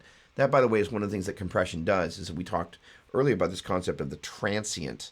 That's the brightest part of the attack most of the time. Well, it is the attack, and it is the thing that sometimes can be spiky. So what's great about a compressor is it not only has a tendency to make things, the loudest things, quieter, it also has the ability to make certain frequencies quieter compared to others. And one of the great things about it was a Keeley Black compressor. Basically was the same chip as is in the DBX 166, I think. So it's great classic sounding vibe to it. And so it just kind of, when you started to hit harder, it just took a little bit of the top end off, so it didn't get more than pokey. Like an acoustic guitar hit really hard through a PA is spiky. Spiky. And pokey's bad. Spiky is really bad. Spiky is not your friend. Spiky is the sound guy going, mute that channel. So the point being is, as a production vehicle, wireless was awesome. The Line 6 stuff, ironically, Andrew Bonica, who is hanging out in the backgrounds, here, actually, I guess he's only there on YouTube. Hey, Jared, what's going on? He used to be the wireless product owner over at Line 6, so he knows a thing or two about wireless, but I'm not set up to bring him in on Zoom at the moment because I'd have to do about 5 things that I don't want to do, and we're about 24 minutes away from getting out of here tonight. So the thing is that for electric guitar, I've gone through different phases of using it. I love wireless. I love it for acoustic guitar. I know it sounds really strange, but the thing is that everything that you plug, the kind of the implicit question is, okay, what is the trade-off? Everything that you plug into, every different guitar pick, every different string, every different amplifier. Some people, Eric Johnson can hear the difference between batteries. It will affect your tone a little bit. And I'm friends with the guys at Solo Dallas, and there's a guy named Ken Schaefer that basically invented pretty much the first wireless ever used. And the story goes that somehow he was hanging out with the Rolling Stones, or knew somebody who hung out with the Rolling Stones, and was creating some sort of wireless technology for something. And apparently Mick Jagger either heard about this, or he went to Mick Jagger and he was like, well, would you have any interest in, I don't know, maybe having a microphone without a cable? He was like, are you daft? Yes. And so the Schaefer wireless, which is the basis for the Solo Dallas stuff, there is this circuit in there that is just magic. And so very, very special stuff. And so there is the idea of, like, if it changes my tone, it's bad. Well, kind of everything you do changes your tone. Is that bad? You plug into a drive pedal, it's going to change your tone. Don't plug into a drive pedal. Probably going to change your tone a little bit. And, can the average, worship congregant tell the difference? Definitely not. But the idea of being able to have the freedom that wireless has is important. This particular, even though you're kind of seeing me in green screen mode, one of the things about working in a production studio, which is kind of a glorified way of describing what this guitar garage really is, but having the freedom to not be tethered to a cable is very convenient. And the reality is just like, if it changes your tone, which Andrew would be like, doesn't change your tone, even if it changes it a little bit, they have EQ to add those things away. And there was a comment here about oh, Matt's hold on, this is funny. We got something going on in the chat here. Somebody's trying to make somebody buy a guitar. You want to do it. Would it help if I posted the link on Sweetwater?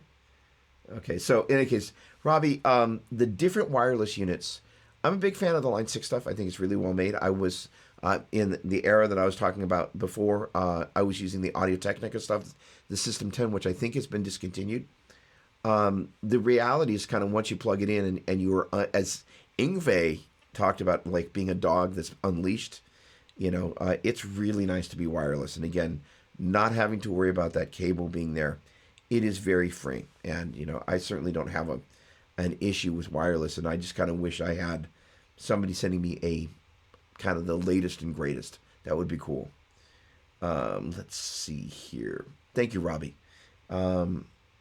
Smooth Hound. Smooth Hound. I don't know about the Smooth Hound. Is that a brand or a model? All right, there we go. Brett, would you suggest going stereo as the only electric guitar player? I would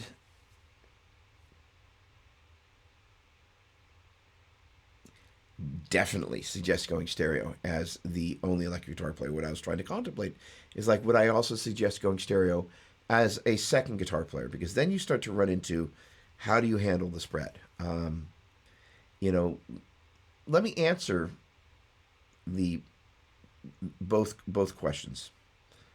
yours and mine. As the only guitar player, if the channels are available, being able to have the two dry guitars here and being able to use Helix like I love to do is use basically the mix block to bring the guitars in a little bit, and then the delays and the reverbs, when you run them in stereo, they automatically hug left and right. You could choose to manipulate them and make them come in, but the idea, having them hard left and right and having the guitars in a little bit, it creates this little kind of three-dimensional thing where you've got your direct attack, and then the delays and the reverbs kind of trail out from the sides. It's absolutely magical to hear, especially when you have dotted eighth on one side and a quarter on the other. Now, that is exactly kind of example that leads us into where you can begin to get into a little bit of trouble when you've got two guitar players running in stereo. It's like, if I were to take in the studio two stereo guitar parts, quite often what I start to do is I'll bring one up on one side and bring the other down on the other side, and then do the same thing on the opposite side, so they kind of have this little V thing. So instead of being like this, I start to do, how do I describe this? I start to, it's like this. There we go. Some varying levels. So like, on one side, one's going to be a little bit louder, the other's going to be a little bit louder on the other side, and then the stereo image is going to be kind of offset a little bit. So my two fingers being, one guitar, two guitar, hard panned, and then the second stereo side of that on the opposite side of the stereo field, such that they're kind of ducked from one another, if you will, a little bit like that, or some degree like that, or some sort of a knee that kind of happens, such that you're not losing the second guitar part there. At that point, if your sound as a stereo guitar player is, it's always dotted eighth on one side and quarter on the other, which is my thing, and that balance gets out of there, then you need to start kind of thinking, what am I going to do about my delays? And which one is, if you will, kind of like both of them, here's guitar player one, and their sound, if you will, kind of, if you can imagine, is like this in stereo, and then kind of gets tilted like that. Which of the two delays, the dotted eighth or the quarter, is more important for you to have heard in the mix? And that's a creative decision. Obviously, dotted eighth is so important in the house of worship, even if it's more subtle than it used to be. It's an important marker time-wise. That chicka chicka chicka chicka chicka subdivision happening there. That's funny. We talked a little bit about the guitar shaker, the acoustic guitar, but that subdivision is probably what I would opt for most of the time, unless it's a slower ballad, in which case that subdivision is now in the way of your vocals. So, yes, great question. Great question. I love that. Yes, comps take away the harsh pick attack. So the note is heard. It's heard and not heard painfully. Amen. Jared Bass, Matt Keys, dude trying to get me in trouble over here. Laugh out loud if I would buy a guitar right now. She's gonna kill me. Jared, should I search and just say he really needs it? Just one more guitar. Brand out of England. Awesome. Thanks. Awesome. All right, let me poke over here to YouTube. Okay. Nothing new over there. All right. Who's got a new piece of gear? Doesn't have to be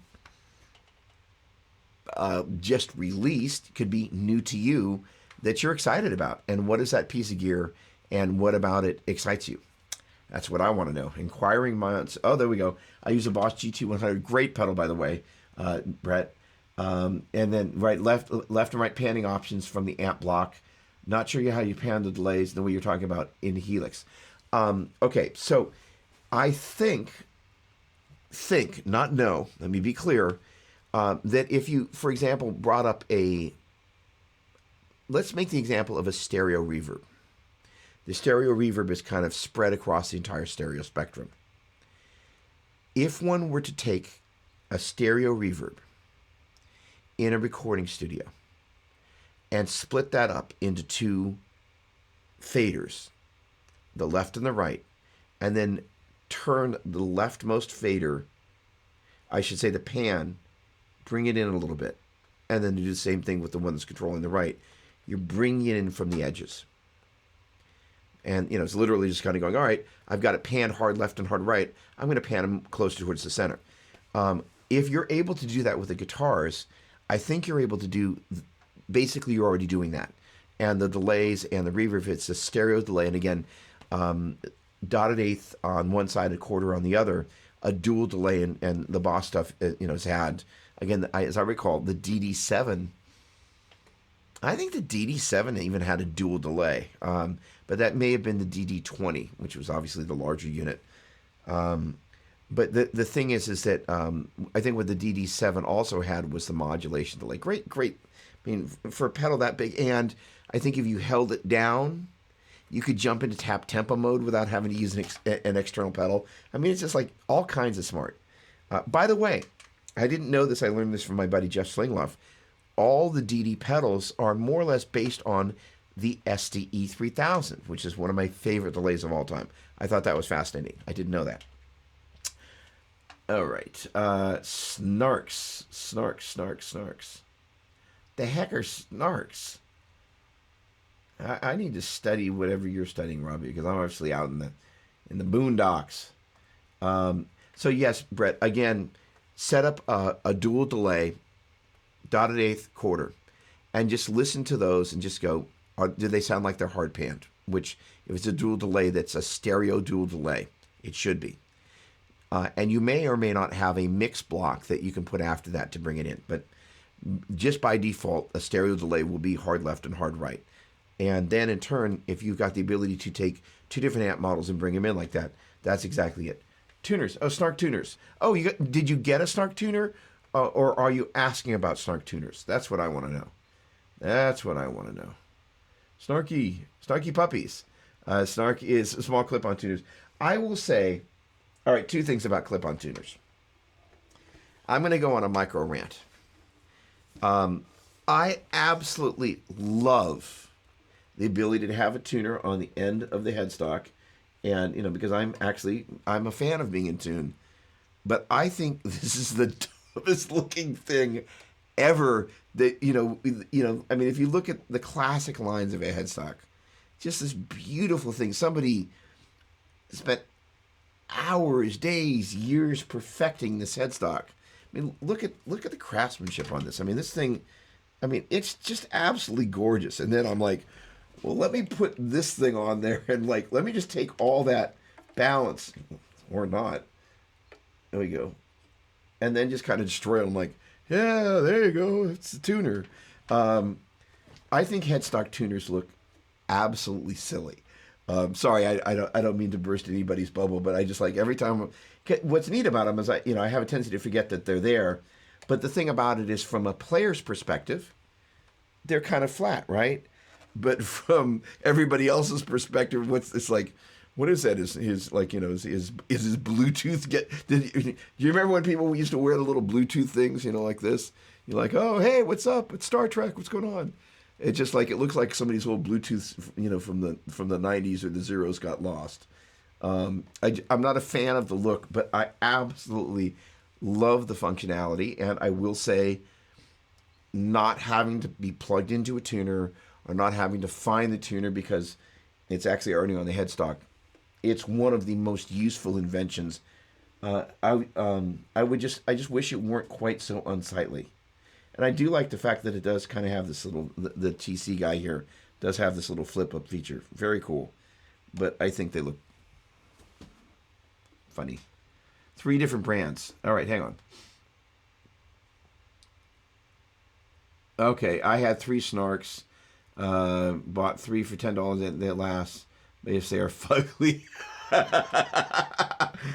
3 different brands.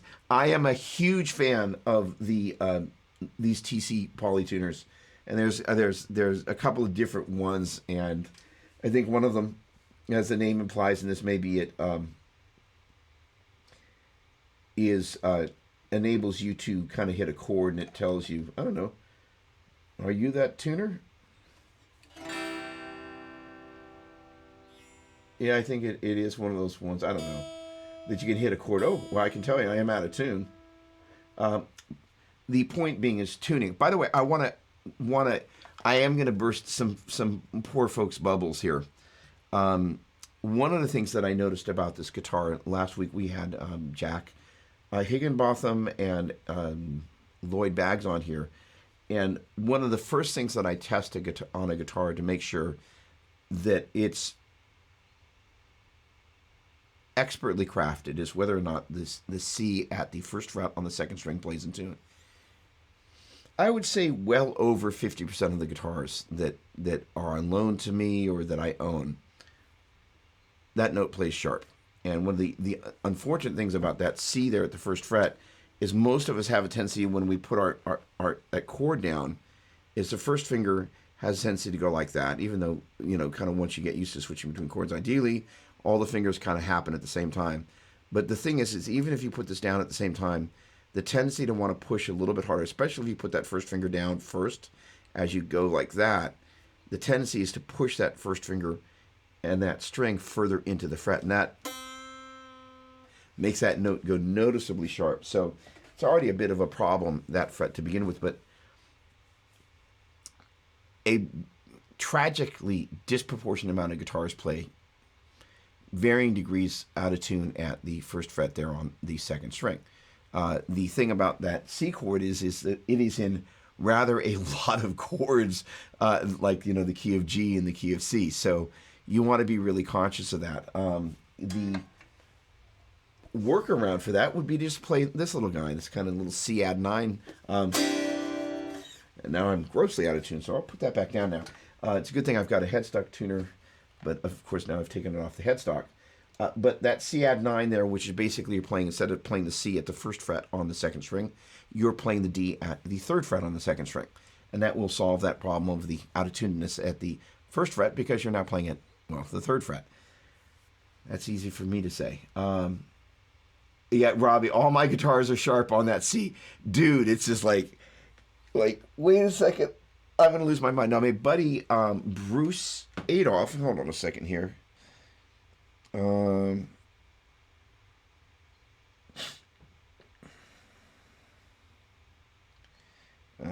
we go. My buddy Bruce Adolph sent me a photo. There we go. Where is this? That was apparently, I think he texted it to me. There we go. This is, as I understand this. Oh, hang on a second. Let me see if I can read this right. Hold on. Way tune. Okay, -12 on the low E. Okay, so this right here, stop that. Oh, hang on. Yeah, okay, I can do this. I am not incapable of this. Where is my messages? Oh, I've minimized you. That's why I can't find you. It's a funny thing. If you can't find your messages and you minimize them, that would explain a lot. Okay, there we go. So I will push this image through. That's ironic. I'm pushing an image from Facebook through to Facebook. I can't share this on... Oh, I actually can. Why are you not letting me do this? All right, how about if I drag and drop you? All right, how about you just plain hate me? Copy. Paste. And a whole bunch of nothing. Really? Huh. Oh.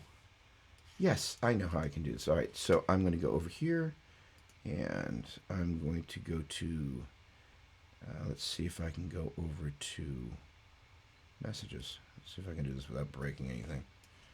Not in this window. Okay, hang on. Okay, give me a moment. How about there? There we go. In messages, I'm going to choose messages as my active window, and there we go. Ha ha ha. It's really weird. somewhere there's a camera that's crashed. So this is apparently James Taylor's tech and his recipe for getting a guitar perfectly in tune. And this, mind you, I think is an acoustic, obviously, being James Taylor. Negative 12 cents, negative 10 cents, negative 8 cents, negative 4 cents, negative 6 cents, and negative 3 cents. Yep, on the from the low E string to the high E string. Apparently that's how you're able to get that puppy in tune. So I thought that was very interesting. Okay. All right, we are just about at the end of tonight's time. It's been a really, really... hey, Jeremy. Greetings from California. Good to see you. Thanks for hanging out. Does a 0 fret help with the C? Robbie's question. Ultimately, when I asked Jack and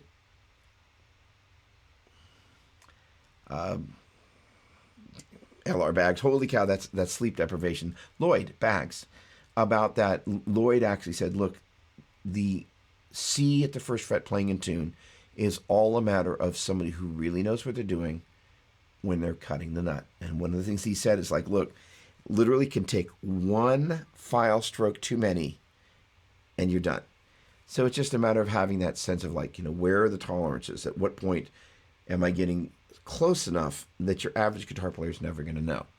Again, the tragic thing about that C at the first fret playing out of tune, that's in so many chords that, and the funny thing is, now a bunch of people are going to be like, that Doppler. Because once you start hearing it, you're like, oh, I can't escape it now. It's a thing. So the thing is to have the nut cut properly. Hey, Brandon, how goes it, man? Let's see here. Okay. Yep. Okay, there we go. Brad, hey, no headstock tuners. I am loving the Piezo PRS, Brad. It is amazing. In the upcoming issue of Worship Musician Magazine, there is basically me going off about opening the case, going, I mean, look at this guitar. I mean, seriously. Like, holy cow. All right, the smudges, sorry. But by the way, micro rant. If you play and the Worship is streamed or put onto screens, wipe your guitar down, please. Nobody wants to look at a smudgy guitar like that. All right, now I can't get it. There we go. Look at that. That is disgusting. Yuck. But I pulled this out of the case and I went, holy cow, look at how beautiful that guitar is.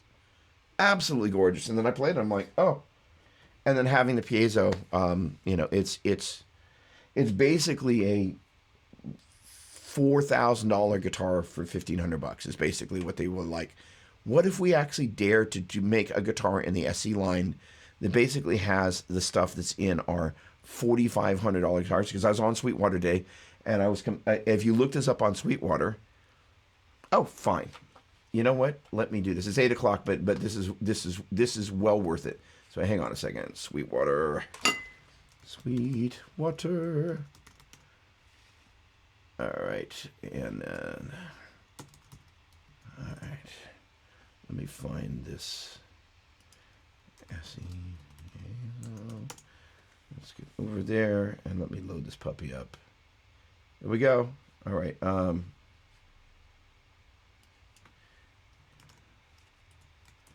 me spike the punch here and get all the different PR. There we go. All right, here we go. Let's go over to here, and we're going to go. There we go, Chrome. But we're not going to do the application. We want Chrome, and we want. There we go. All right, so let's see. Can I zoom in here? I'm sure I can.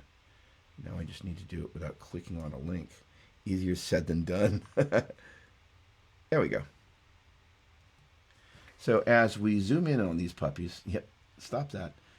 All right, there. I mean, look at the difference between the $1,500 guitar and the $4,000 guitar. Oh wait, hold on. Oh wait. Those aren't the hollow bodies. Give me just 1 second. PRS hollow body piezo. My bad. Here we go. I think the guy would know how to operate. I mean, here's the $1,500 one, and here is the $4,900 one. I'm like, seriously? All right, let's compare them here. All right, you gonna let me do an easy comparison? All right, here we go. Take a look at those two guitars. I mean, I'm like, holy cow. Let's see. Do I want? I shouldn't say this. I'm going to get myself into trouble. Do I want to buy the one that's $1,500? Do I want to buy the $4,900 one, or do I want to just buy 3 of the $1,500 ones because I can? You get the point. It's just absolutely nuts that they're making a guitar of that quality for that price point. But I think what they really wanted to do was go, hey, look, we really love what we're bringing to the market with these more expensive guitars. We want to bring that to the marketplace for people that can afford, a different price point. So, in any case, with that said, I just want to thank you for hanging out. It's been a lot of fun. I had no idea of what to expect tonight, and it's been an awful lot of fun. So, thank you for that. And just really appreciate you guys just kind of sharing your hearts and just kind of getting real. It's nice to be able to do that. We'll be back next Tuesday night at 6 p.m. Pacific. And there will be some show, which is not planned yet. And as of right now, one of the things that I'm working on is getting really comfortable with the technology, and also in the process, adding different elements to the presentation to make it a more interesting one visually, but also adding some show elements that are not showboaty, but actually, kind of add some depth of field. So this has been a lot of fun. Thanks for enduring my green screen. I absolutely love this, and hopefully it's not going to get worn out like a wah-wah pedal. And then tomorrow night, I also, just in case you're not doing anything at 6 p.m., I do the Doppler's Gear Garage, which is kind of my mainstream show. Last week, we had the guitar techs from Metallica, Def Leppard, and Journey on. This week, we, again, don't have a set thing because I'm really wanting to get very, very comfortable with the technology, such that I'm kind of able to just, without the framework of some of the guests being on the show, get really loose with this. Just in the same way, maybe you've got a new pedal board and you're wanting to get comfortable with it. It's a good time to, just pull things back a little bit, but stay real with people. So I really appreciate the time we got a chance to share together. One of my favorite things about this social time is that, music brings us together, and, it's and worship brings us together, and it's a very special thing to me. So thanks for taking time out of your lives and your evenings, and I'll see you soon. Thanks so much, and God bless. Cheers.